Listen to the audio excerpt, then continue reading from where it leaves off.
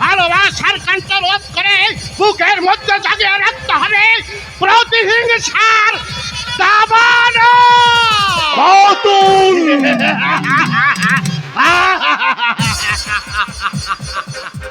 বাদল বিকর্ণ হ্যাঁ, মাদল। বলো কি এনেছ নিপতির নতুন আদেশ? আজ মুক্ত তুমি তো আমি কে দিলে আদেশ? দিয়েছেন মহারাজ দুর্যোধন। দুর্যোধন হস্তিনার সিংহাসনে বসেছে দুর্যোধন করে গেল কোথাও গেল যুধিষ্ঠির? শোনো, যত গৃহাজ মরেছে পুড়িয়া, একটা কথা তুমি মনে রেখো বাদল, যে যত গ্রহ পূরণ করিতে নির্মাণ, কিন্তু দাদা সেটা ছল করে সেই ছল জায়গায় পাণ্ডবগণ আজ পুড়িয়া হইতে বশীভূত। দেখো তো বিকর্ণ আকাশ থেকে উঠে আছে রবি।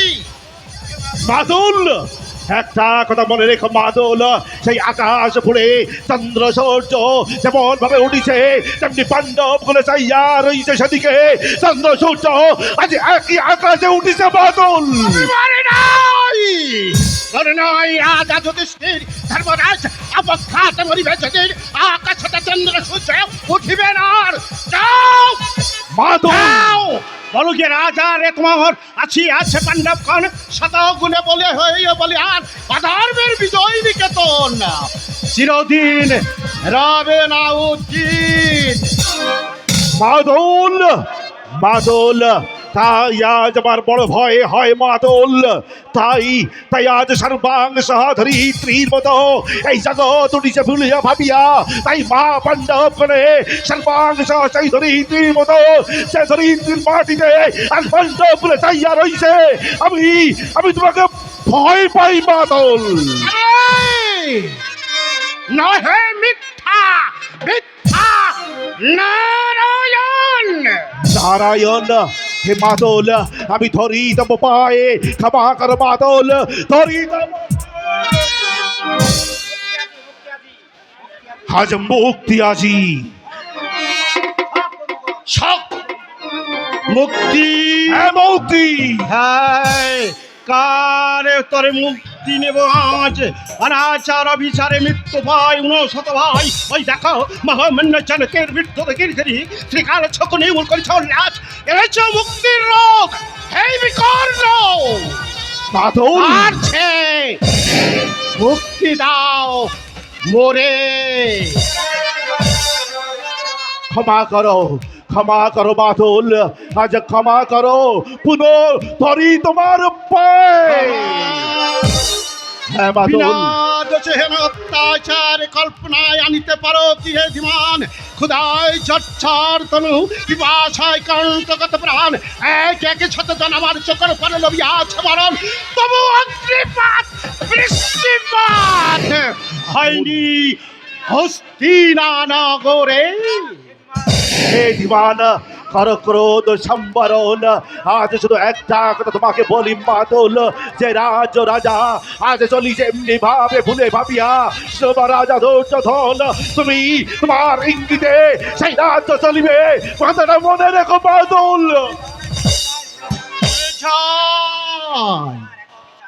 ভুলে যাই এত অবিচার বাদল, যবে দেখি তোর মুখখানি বীজ বিক্ষেপ ফলে আছে অমৃতের ফল বিধাতার রসবন্যী হতে এই বামাত্মা গৌরব যদি রক্ষা ভয় এই বিকর্ণ বাদল, রক্ষা পাবে তোর তরে শুধু। চলো চলো বাদল, মহারাজ আছে অপেক্ষায়। চলো চলো যাই দেখে আসি রাজা রে তোমার কিন্তু পিতা। বাদল, হ্যাঁ মায়ের আদেশে আজ মহারাজ দিয়েছে নির্দেশ, তাই চলো বাদল, পাণ্ডব করে আজ মরিয়া হইয়া আছে ভসীভূত, তাই নিজের হাতে তুমি করিবে তাহার মুখাগ্নি। ভুলে ভুলে যাই গলে যায়, প্রাণ গলে যায়, কিন্তু পিতার চরণে স্পর্শ করেছি প্রতীক্ষা প্রতিশোধ নব ধ্বংস করি কাবুরা অকুল চাকাতকারী বেকারা। প্রাণের পাতায় পাতায় লেখা হবে মসুলিপ্ত শকুনের নাম, তবু ছাপ দিতে হবে কখন আধারে। এই জনক পূর্ণ হোক বাসনা তোমার। আকাশস্থ নিরলম্ব থেকে এ সহদর্গ শত রসনা তোমরা পরিবশিত।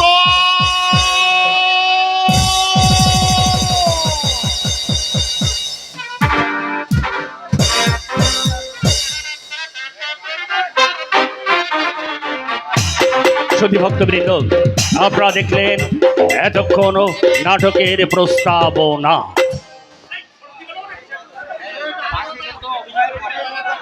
মঞ্চের পরে যে কাজ করতেছে, মঞ্চের পরে যে লাইট কাটাচ্ছে, তাড়াতাড়ি সত্যি হবে ওখান থেকে। সুধী ভক্তবৃন্দ, শুরু করতে যাচ্ছি এই আলোক উদ্ভাসিত যাত্রা রঙিন রঙ্গমঞ্চে তরুণ যাত্রা ইউনিটি পরিবেশিত আজকের যাত্রাপালা শ্রীকৃষ্ণ শকুনি। শ্রীকৃষ্ণ শকুনি, শ্রীকৃষ্ণ শকুনি।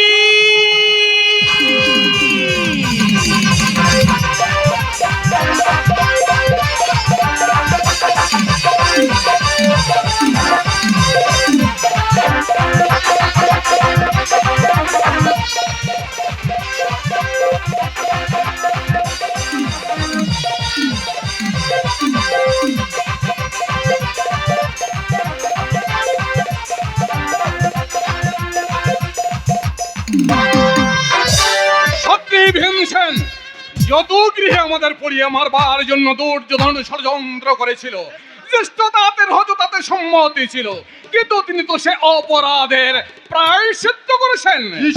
রাজ্যের অর্ধেকাংশ ভাগ দিয়ে বলে যাচ্ছ দাদা, কেন এই সমগ্র রাজ্যটাই আমাদের প্রাপ্য।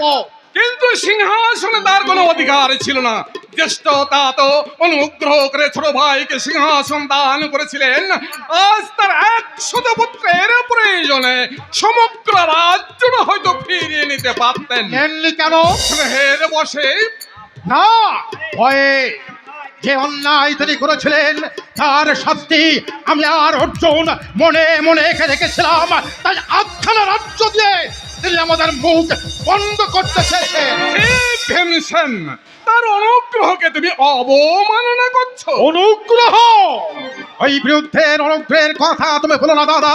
ওই বৃদ্ধের অনুগ্রহের দায়ে চিরদিন আমাদের প্রাণ অষ্টগত। কি করতে চাও তুমি? হস্তিনার সিংহাসন চাল। ভাই হয়ে ভাইয়ের রাজ্য তুমি আক্রমণ করবে? তারা যদি ভয় হয়ে আমাদের আগুনে পুড়িয়ে মারতে ষড়যন্ত্র করতে পারে, আমরাই বা কেন তাদের ভাই বলে ক্ষমা করব? জলে অনেকেই তো আবর্জনা নিক্ষেপ করে, দাদা। তবে সকলেই তো গঙ্গার জলকে স্নান করতে দেয়। দাদা, কেন তুমি বাদে হচ্ছ দাদা? এত বড় অপরাধে কোনো কি তাদের ক্ষমা করে যায়? আমি শুধু একটাই শাস্তি জানি, তার নাম ক্ষমা। শত্রু বলে যাকে জেনেছ, অস্ত্রাঘাতে দূরে সরিয়ে না দিয়ে ভালোবাসা দিয়ে তাকে কাছে টেনে নাও। ভালোবাসা? অর্জুন, অর্জুন, ভালোবাসায় নাকি ওই দুর্যোধন বশীভূত হবে? এই তোমার তোরা আশা দাদা, ভালোবাসার মন্ত্রে তুমি বনের গোত্র সবকে বশ করতে পারো, কিন্তু ওই দুর্যোধনকে নয়। ওই রাজেশ যোগেন্দ্রর প্রস্তাব দেখে সে দ্বিগুণ জিজ্ঞাসা নিয়ে এখান থেকে ফিরে গেছে।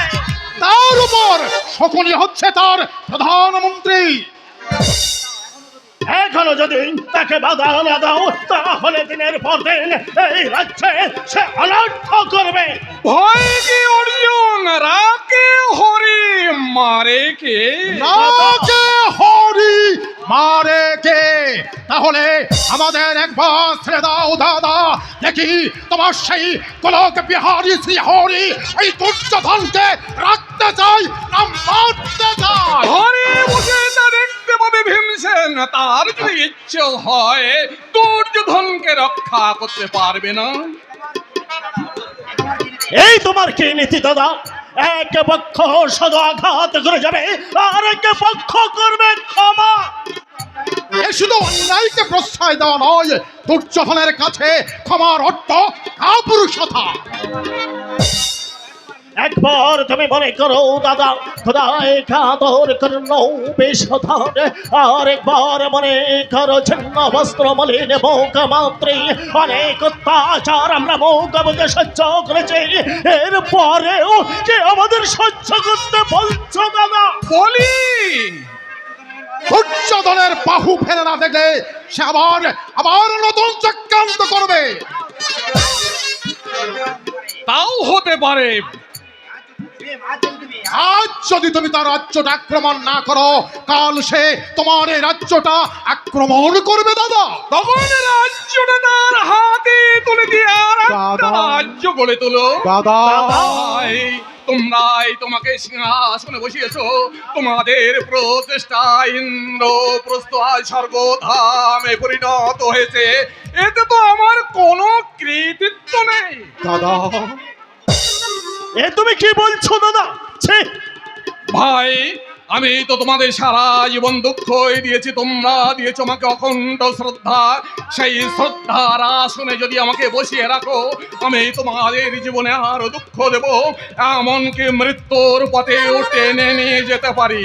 দুঃখকে যদি ভয় করো, মৃত্যুকে যদি এড়িয়ে চলতে চাও, তাহলে আমার পথে শোনা। আমার পথ হিংসার পথ নয়।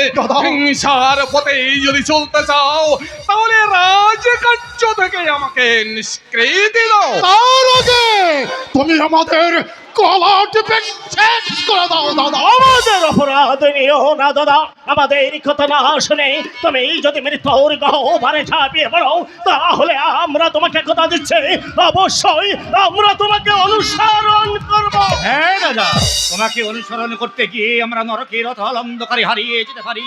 শুধু তাই নয়, তোমাকে অনুসরণ করতে গিয়ে যদি আমাদের মৃত্যুবরণ করতে হয়, জীবন যদি হয়ে পড়ে দুর্বিষহ, অনাহারের জীর্ণ দেহে সমস্ত জীবন যদি করতে ভাই অতিবাহিত, তার চেয়ে তোমার ওই স্বর যদি করি আমি অবনত, এই শেষ বিচারকের বিচারালয়ে দাঁড়িয়ে কি জবাব দেবো তুমি বলতে পারো দাদা?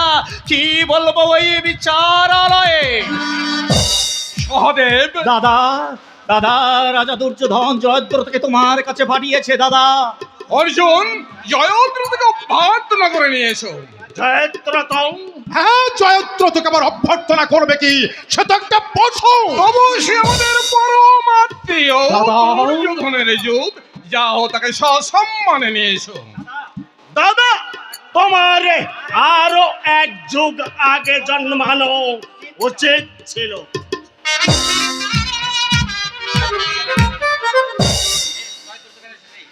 জয়দ্রথ কেন এসেছে সহদেব? তা তো আমি জানি না দাদা, তবে তার চোখে দেখলাম ভ্রুকুটির হাসি, মুখ আচ্ছাদিত কপাটতায় আত্মীয়তার মধুর সুসম্পর্ক ছাড়িয়ে তার মুখে দেখলাম একটা ক্রূর অভিসন্ধি। সহদেব, জয়দ্রথ আমাদের ভগ্নিপতি, আমাদের সম্বন্ধে তার কোনো অভিসন্ধি থাকতে পারে না। সম্রাট যুধিষ্ঠিরের জয় হোক।